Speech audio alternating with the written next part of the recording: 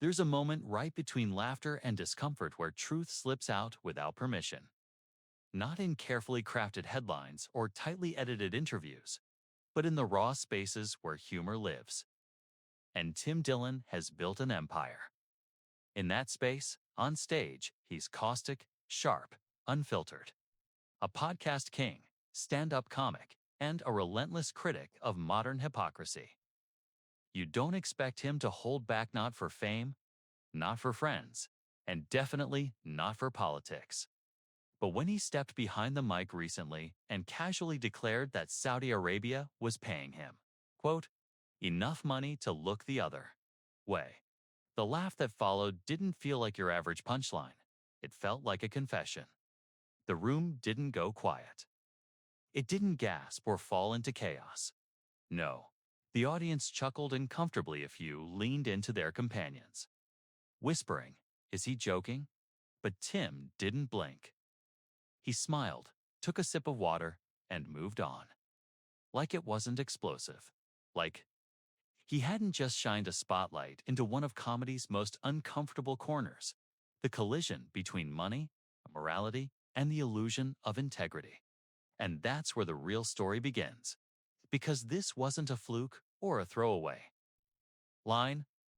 It was a crack, a tiny break-in, the growing narrative around how powerful regimes use soft influence to shape Western media, celebrities, comedians, influencers, people who were once praised for their truth-telling are now being asked an inconvenient question.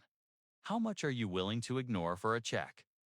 And in Tim Dillon's case, he told us exactly how much to understand what makes this moment so jarring.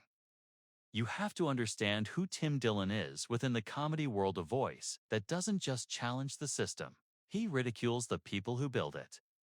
Dillon grew his audience not by playing the middle, but by torching it. He built a podcast empire from a folding table and a firestorm. His words are never safe, not in the politically correct sense. He says what others are thinking, or what they're too scared to say out loud. And the people love him for it. He's been called everything from a genius to dangerous, a necessary iconoclast, a villain for hire. But above all, a man unafraid to poke the bear. So when Tim, of all people, started flirting publicly with the idea of accepting money from a regime known for its human rights violations, online surveillance, dismemberment of journalists, and brutal crackdowns on dissentee, didn't feel like cringe comedy anymore. It felt like something changed. The footage that sparked the storm wasn't taken from a formal press moment or high-profile appearance. It was a clip, pulled from Tim's own world, The Tim Dillon Show. Casual, controlled, and unmistakably honest. He plays it cool. He mentions the upcoming possibility of performing or working in Riyadh or Jeddah, or maybe just giving the occasional CTGL nod there and flatly says, they're paying me enough to look the other way. The delivery? Classic Dillon. Dry, dismissive, coated in irony. But even irony has a tipping point. Fans didn't know whether to laugh or log off. And beneath that uncertainty was something more troubling. What if he wasn't joking? What if this, like many of Dillon's past takes, was truth hidden in plain sight? It's easy to assume that when a comedian riffs about power or corruption, it's performance, satire. But if we're being honest with ourselves, we've seen this play out across industries already. When it's not Beijing, it's Silicon Valley. When it's not the Kremlin, it's oil money. Influence doesn't always need to scream. It whispers, sponsors. It courts with hospitality, persuades with opportunity, and erodes resistance over steak dinners and stadium lights. And in the past few years, Saudi Arabia has doubled down on that playbook. From billion-dollar sport deals to glitzy entertainment festivals, to buying pieces of companies that were once too Western to touch. They've rewritten how cultural diplomacy works. Not through diplomacy, but branding. They didn't need to silence Western critics. They paid them to clap. And in this new wave of soft power, made sexy, comedians are no longer immune. It's not just Tim. Other major comedians have entertained private gigs in Dubai and Riyadh. Entertainment giants have brokered events and partnerships. Even combat sports ones, the rawest of American subcultures, have bent the knee. With Dana White and the UFC hosting major cards in Saudi. And while fans ache to separate the art from the politics, the truth is, that line. It's getting harder to defend, because when an artist jokes about looking away for money, and there's no punchline in sight, it forces us to confront something ugly about the industry we love. That money isn't just changing who gets paid, it's changing what gets said and what doesn't. But here's the paradox that's harder to swallow. Tim Dillon can be both right and part of the problem. He can mock the illusion of morality while participating in it. He can call out the system while signing the checks it gives him. That's the magic hand, the menace of modern comedy. It no longer lives in absolutes. It thrives in contradictions. And no one personifies that better than Tim Dillon. He's openly gay, but not woke. Rich, but anti-elitist. Political, but unaffiliated. Anti-corporate, but swimming in sponsorship deals.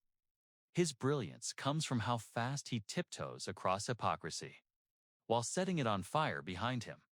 But what happens when the joke stops punching up? What happens when the guy who said nothing matters starts sounding like the people who never wanted it to?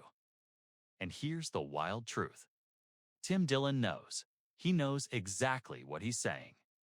That's why it works. That's why it hurts. Unlike a fame-chasing influencer or some Instagram personality parroting talking points, Dillon isn't naive. He's strategic. He knows that just by saying what no one else dares even, if it makes people turn their heads, he becomes part of the skate.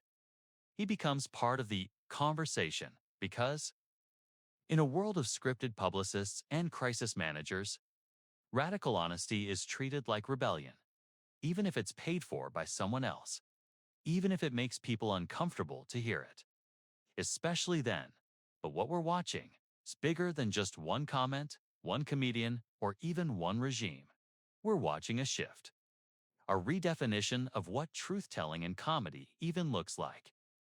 For years, comedians were upheld as the last honest men in media, the court jesters who could insult the king without losing their head. But in the era of global money, brand, deals, offshore events, and private jet morality, maybe the jesters are choosing not to insult the king at all. Maybe?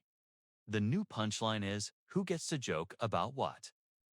No one was really sure if Tim Dillon was joking or telling the truth in the only way he knows how.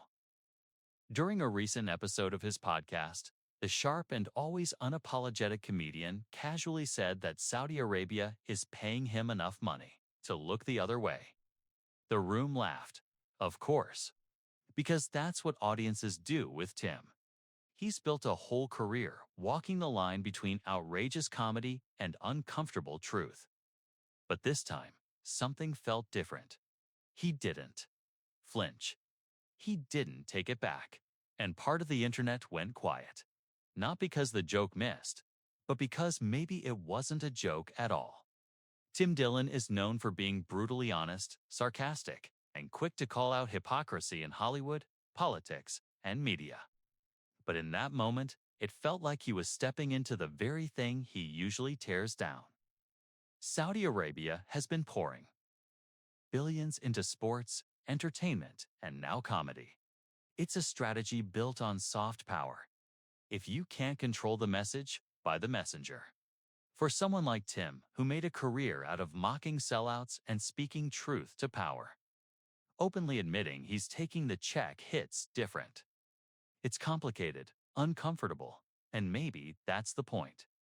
Because for all the people calling him out and all the others defending him, one thing's for sure.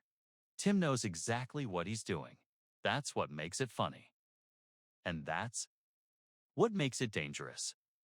In a world where truth is constantly blurred by brand deals and influence, maybe the real joke is who we trust to tell it.